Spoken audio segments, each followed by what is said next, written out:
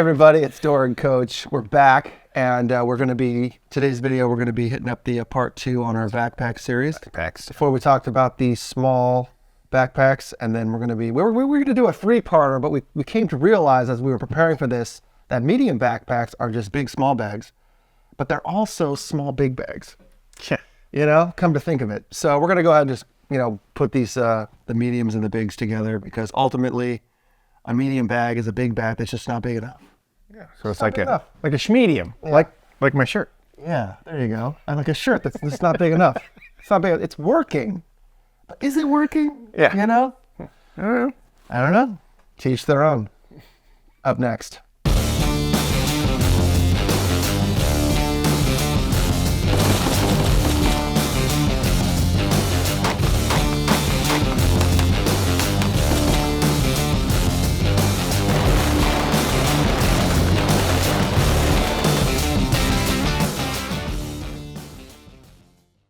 Hey, today's video is brought to us by Dry Fire Mag. If you are training with a striker fired pistol, breaking down your sight picture coming off the gun to reset the trigger after every pull is not the deal. It's a bad range habit. Yeah, terrible. It builds bad habits. It's not setting you up for success. When we finally took the plunge as a community in our last job, we went away from the traditional double action pistol with a hammer, and we went to striker. The Dry Fire Mag is one of the first pieces of training kit we picked up, because honestly, that Dry Fire Mag is going to reset your trigger just like it would on a traditional pistol, and it just makes training that much more effective. It helps you focus on the technique that you're actually practicing, not worried about resetting the damn trigger after every trigger squeeze. Yeah. Okay, guys. So Dry Fire Mag, of course, is a big supporter of the channel. Go ahead and check them out in the description below, and let's get to the video.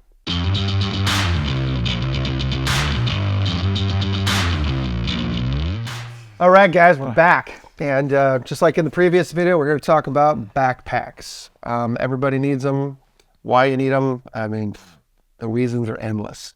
But these are the backpacks we use during our career. And we're going to start things off with the best one of them all, the one I probably use the most. What about you? Oh, yeah. Yeah, the good old Alice rucksack. Baby. Yeah, this is the large Alice. They came in a medium and a small size, but I think the only one we're ever really issued was the big one. Dude, I had a small one. It was my RTO comms ruck. I got it from Toad. And I turned it into a workout ruck. I just had a 45-pound plate in the radio pocket. And we all know what happened to that. Jason. You say you don't have it. Yeah, okay. Yeah, that was my favorite ruck. But anyway, this was more of a camping ruck. So this is a large one. This one is set up for OTB, or over-the-beach operations. I also jumped this one as well. So these Fast Techs right here, those are for fins. I put both on one side for some reason. If that was going to be a really long haul, that probably would have been sick. Yeah, that would have been... I must have had something else over here. I did it both ways, but I reattached them both on one side. But at one point, I did have them on either side to drape over. And then this leash right here, this drag lanyard, this is for going through the surf.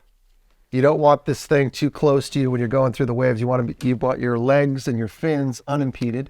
It didn't work out that way. You either want that thing right there sucked into you as you get rolled in the waves, or you want it just away from you and attached to one of those bad boys.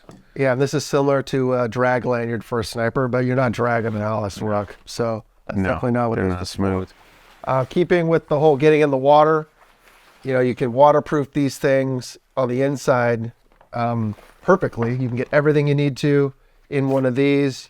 It helps with the flotation. Yeah, and you can leave air in it. This is for sucking the air out of it if you need it to go beneath the waves.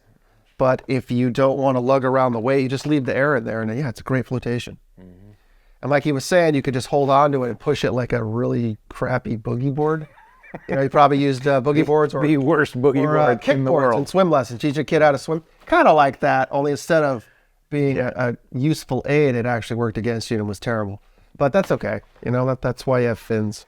But anyway, yeah, this would fit right in there. This is designed for the ruck. It's about the kind of general purpose, general easy size. But it's, why do you have a ruck? Well, you want to keep everything dry when you go across the beach. That's one thing. But if you're not going across the beach and you're carrying a ruck, It's basically combat camping. Okay, this is all your snivel gear, your food, your warmie, whatever, whatever you need to shove in here. It's just like going on a camping trip, except tactically. And if you need to get rid of this thing, that's why it's called third line gear. You separate from it, you're done, you're out. You're not fighting with this thing on your dump it, come back for it. You got the rest of your life to come back for it, hopefully. It's got the general issue pockets. I think, for water.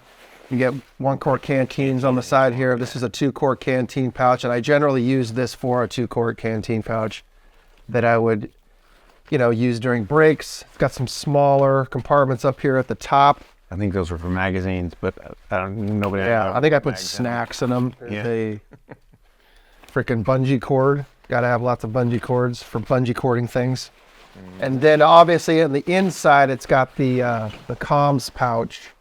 And honestly, we started using these in first phase, right? For ruck runs. Yeah. You use them in second phase, but in second phase, you actually started using them for gear transport. And maybe even in first phase, get your wetsuit in here, get your swim gear in here, and then you run across the base to the base. We got issued them for second phase, which was land warfare. That's so we would have the with your PRC 77 radio in this bad boy. Yeah. And when you don't have a radio, the heaviest things that you have, you want nice and high and up here close to you. The lighter weight, fluffier things like a sleeping bag or whatever. If that's, if you're gonna go, Gucci. That kind of thing. You're gonna be dry, comfortable. If that's you, okay. All those things. Fair enough. Yeah. That lightweight, bulky stuff went down here, and the heavyweight stuff went up here, and you even got these little. These kind of look like Molly, but that's where you put your Alice clips. You can clip on your 2-quart canteens or whatever you needed. It was well thought out, but I mean, it had been around since shit. Yeah, this is kind of like the last death throes of it. Almost. Yeah. Almost. There was one generation past this. Oh, yeah. That's up next. So up next is a even larger than size large ruck. Intimidatingly large. Yeah. Intimidating to the point that, as you can see, it's brand new. It's almost 20 years old. And the ruck frame has never been placed on. This one's made by Tactical Tailor, Tacoma, Washington. Made in Tacoma, Washington. Hey. Like me. And they're a great company. I've been down to their shop. Cool people. But anyway, I got issued this thing. And the ruck frame is still in there. It's like chipped up and beat up. I'm pretty sure it was brand new. I think it's got its ass kicked while it was in here over the course of almost 20 years of me just throwing it off to the side because I'm not going to put that thing together. I already have one that works. So why am I going to use this one? But anyway, it's got the fast text. It's a little bit more purpose. It's heavier. It is heavier. It's bigger. That material has gotten, well, I never got one of these. Look at these. It's got zippers. Look how nice this is. A lot of guys did use this ruck. A lot of guys did. I just never did. Like, zippers are heavy. Everything's heavy on this thing. The weight of the fabric is heavy. Yeah. It's, I'm sure it was spec'd out and someone's, it has to last forever. And, they make good stuff. But yeah, man, this thing's brand new. Look at that. Oh, look at that, man. It's like actual modern freaking P-pad on there, man. That's lumbar support. Anyway, I forgot all about this. I found it in my garage. And I thought it was pretty funny that I never actually, because when I first got it, I was like, oh yeah, I'm definitely going to use that. No, that's your tried and true. We really didn't do that much camping in those days. It was all about the DA. Well, we did cold weather training, and cold weather training, you really needed the big Bergen. Yeah. Well, that was a whole other different bag we'll get to. Obviously, real quick before we get any further, you're going to be getting into living out of bags. We talked a little bit about compartmentalizing your stuff, but man, compression bags, you can't have enough of them. You can mark them up for different topics, different genres, whatever you want to call it. But just having a bunch of these in your bag, makes life so much easier than having to dig through. You don't want to be a yard sale, especially when you get hit. And if you're actually doing this for a living, you're training or whatever, that's when the grenade sims are going to start getting thrown, is when you have all your stuff poured out, both your boots are off, etc. So you just want to be in and out of your bag as fast as possible. And man, these things make all the difference in the world. So yeah, in buds, used the ruck, kept using it when I needed to, but we did get issued the first Bergen we got issued. I don't know why we call them Bergen. Some guy in the UK named Bergen came up with it. It's a UK thing. But that's definitely what this thing is. This one is made by Mystery Ranch. This was a SQT cold weather gear loadout. So this was for the camping. Yeah. And this is basically what we loaded up when we went into Baghdad. Yeah. This was our initial, supply it yourself. So this is this came with it. This is the really big backpacks oftentimes come with much smaller backpacks, almost like a baby or a Joey, and Your little date and pack. the idea behind it was this was your survival bag that you could grab and bolt and run with. Again, a bolt bag, like we talked about in the previous video. In that bag is a bivy sack, because if you're training, you can bring a tent, you can set your tent up, you can disappear in your tent because it's a training day, you're gonna have plenty of time off. But an actual like field operations or like maybe a 40 an hour cycle, dude, bivy sacks are all you need. And it's basically a ground tarp slash, cover for your sleeping bag, like an extra layer for your sleeping bag on a hood. And you just lay on the ground, stick your ground pad in it, stick your sleeping bag in it if need be. Again, if you're into that kind of thing. Yeah, you may not need that. I mean, depending on how cold it is. How cold? How cold is it? You into being cold? Travel light, freeze at night. That's what we're talking about here. Ooh, freeze at night. There's a hack though for that freezing at night. Called getting real comfy with your buddy. But teach their own. And these are your environment covers. So these are waterproof, similar to like a rain jacket. And you have your snow, your desert, your woodland, and extra woodland. Yeah, I think this actually goes with the with that to make it even. Okay. Yeah. It's got bungees and stuff, little makeshift shelter, similar to a poncho. Mm-hmm. But yeah, stuff like that. So this by itself blends in great in urban environments. You can you can put a lot of gear in one of these, dress in civilian clothes, and move around freely. Bust it out, whatever's in there is in there. You just look like a homeless guy if you're walking around with that. Well, I look like a homeless guy anyway. So it just added camouflage Even right more, here.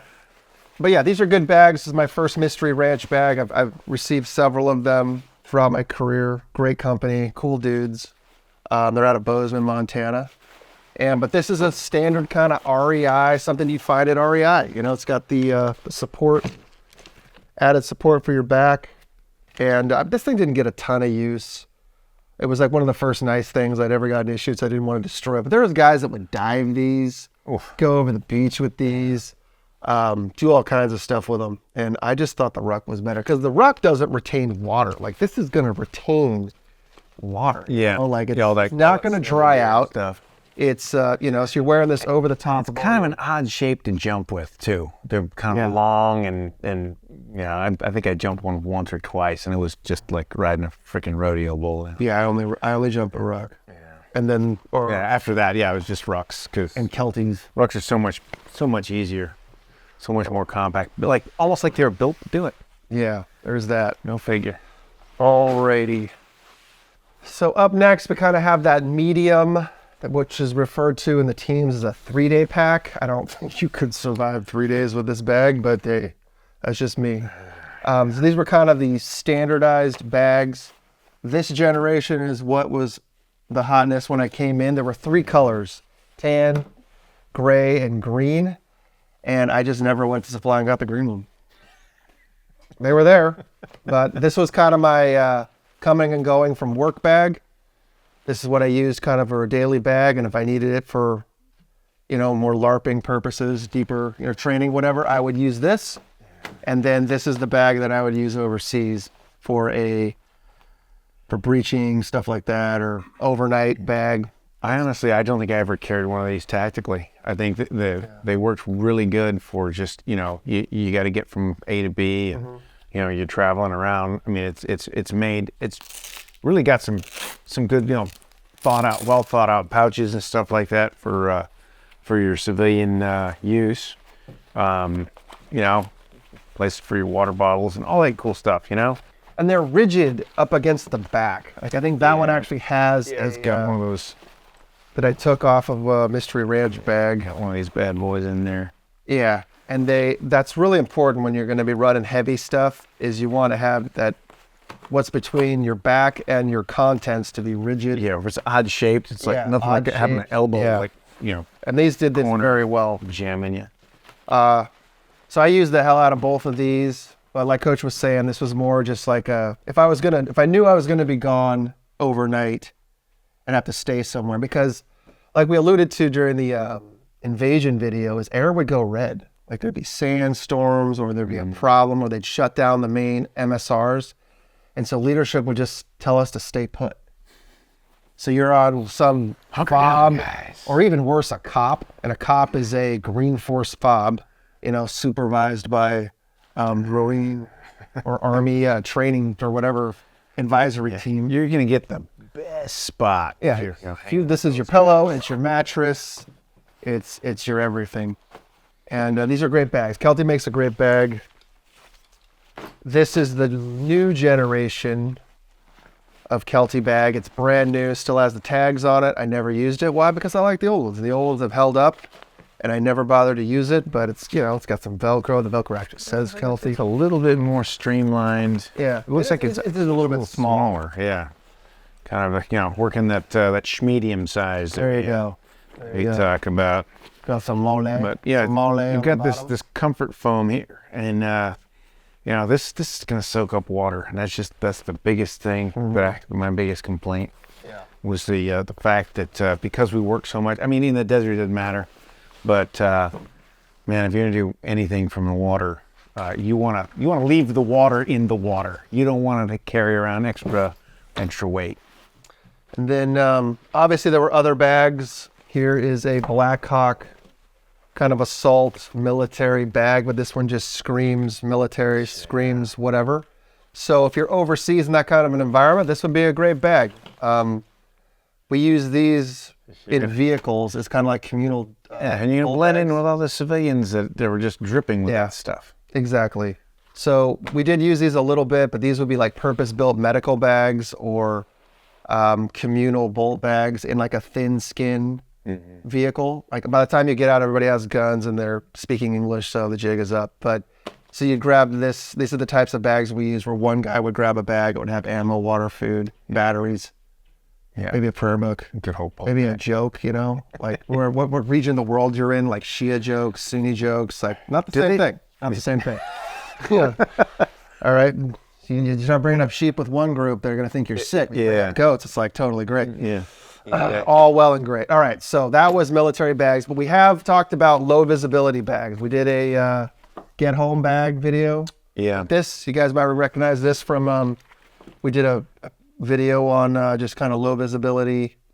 Yeah, then this is just as standard. I mean, this doesn't look tactical at all in the least, And it's not. It's a snowboarding bag made by Low Alpine. This is my high school bag that I not only snowboarded in, but I also used it as a book bag. It's got this cool carrier system for the snowboard. But you could stick other stuff in here. You clip other stuff on here. You don't have to lug a snowboard around with you if you're not in that environment. It doesn't make any sense. You might look odd. Yeah, you might look odd. But yeah, this is just a bag we used for that video. Here's another Low Alpine bag. This is more of a mountaineering bag. This is for a snow shovel. Right here, skiing, outback skiing is a thing that we do in my family, so we have a lot of this stuff. This bag is at least 30 years old. I mean, it just screams early 90s with like the blue. But hey, it's still holding up real And well. this is a great company. Nobody knows what the hell it is. So it's not going to attract attention. They're not very well known, but they're extremely durable and high quality. And it just looks the way it looks. It doesn't attract attention. It's got plenty of places to attach things because again, it's for mountaineering, really for skiing for us. But I guess you could climb with this if you needed to. If you weren't going too far. A lot of just stuff you can clip on there. But man, you look like clanking everywhere. Like All those insulated pouches for the Nalgene's that everybody rocks. Like, from on the outside. yeah, Ringing bells everywhere you go. A couple of those on there, whatever. And then this is just another, like a computer bag that I think I got this for. Oh, it's made by Camelback, and it's just a low visibility bag. It's got a lot of hidden compartments and things in it. I don't think this one has armor in it, but some of them do. But again, Yeah. you know, if this a bag that doesn't really look like anything, you know, it's not going to attract attention. If you have to cover ground and during some kind of emergency, if you look like an Army surplus store, you're probably going to attract the wrong kind of attention. Because if your bag's attracting attention, it's because they want to know what's in it. And this just kind of looks like anything. So we definitely did a lot of that low visibility stuff, getting to and from, not as much as you did, obviously, but just being able to transport radios, weapons, whatever it is, was a big deal. Yeah, and backpacks are kind of universal everywhere. You know, it's a way to carry stuff, you know. Yeah. You find something that looks, that the local folks have, you know, go with that. If not, if this would fit in, this is, you know, better because the quality is going to be better. You know, a lot of times, some of the places we were, any kind of bag or something that was indigenous was garbage. Yeah. Yeah. This one has the laptop case. So if you have a backpack that has that laptop case, MP5Ks, 7s, pistols with cans on them, they fit in here as well, not just laptops, just in case, you know, that ever comes up. But that's why they bought them, is for fast access to a pistol if you, you know, were walking around in flip-flops and board shorts. Yeah, does this have a... Try to look like a... Zip that open real quick and you're there. Yeah. So something to think about for the low vis portion. Don't care about the low vis anymore. Just go straight up AOR.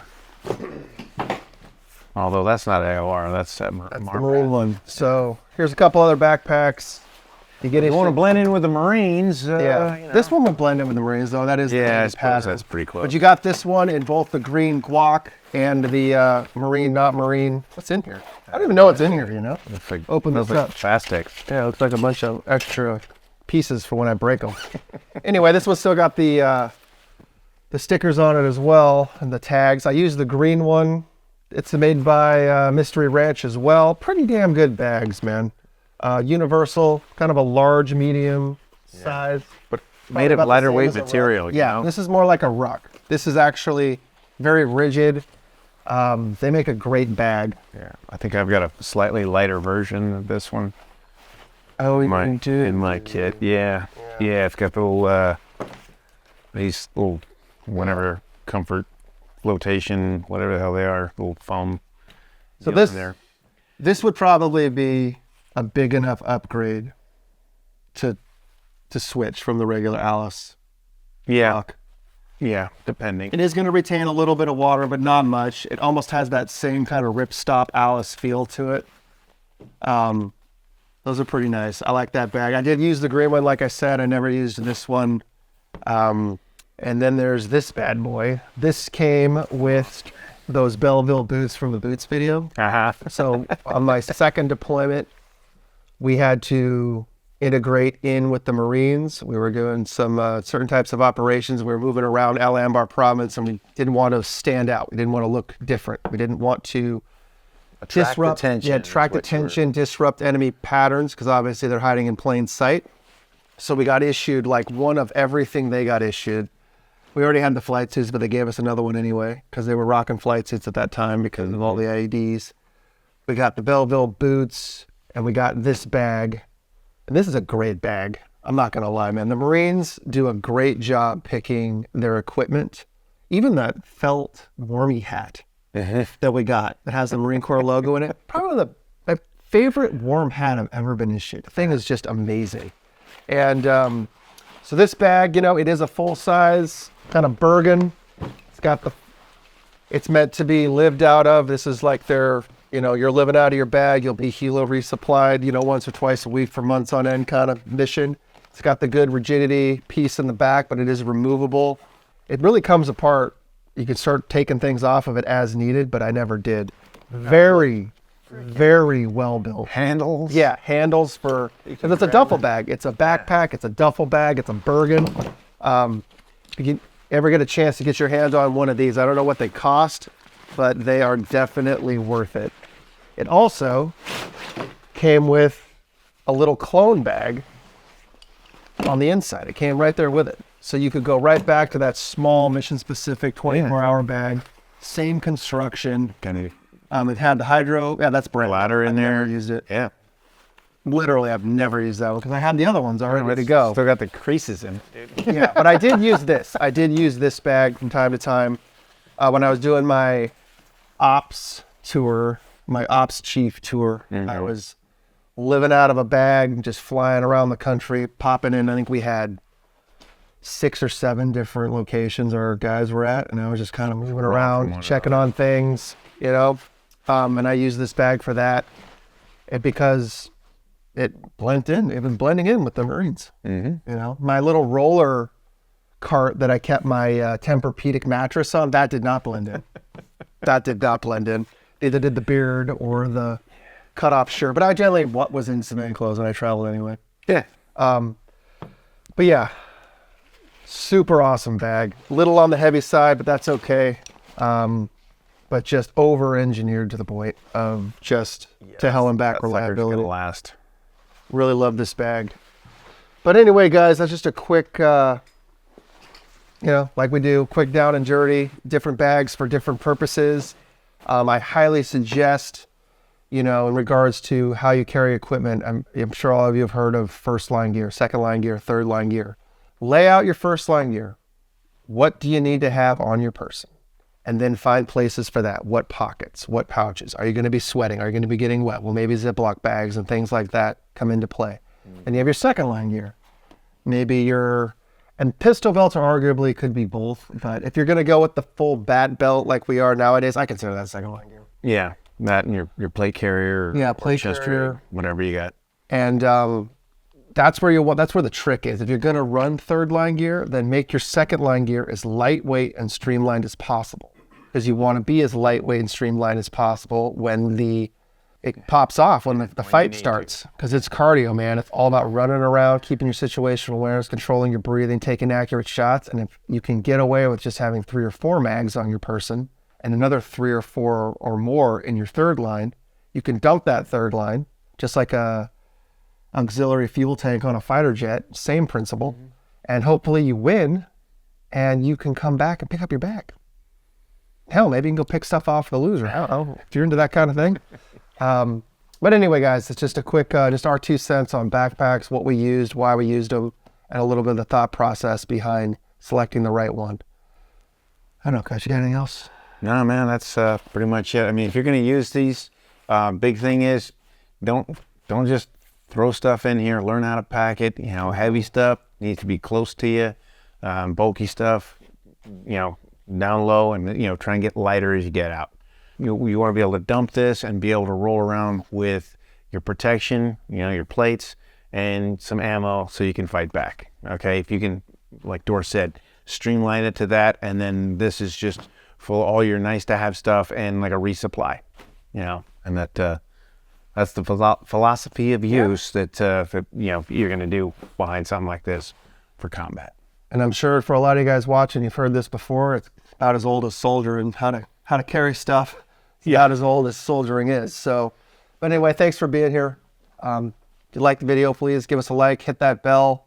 We are pumping out content about as fast as anybody ever has. Trust me, hit that bell. Go ahead, check out our back catalog. We've got a lot of videos on a lot of topics. We've been at this for a few years now. And that's all I got. Yeah. All right. This is Dorr and Coach. Out.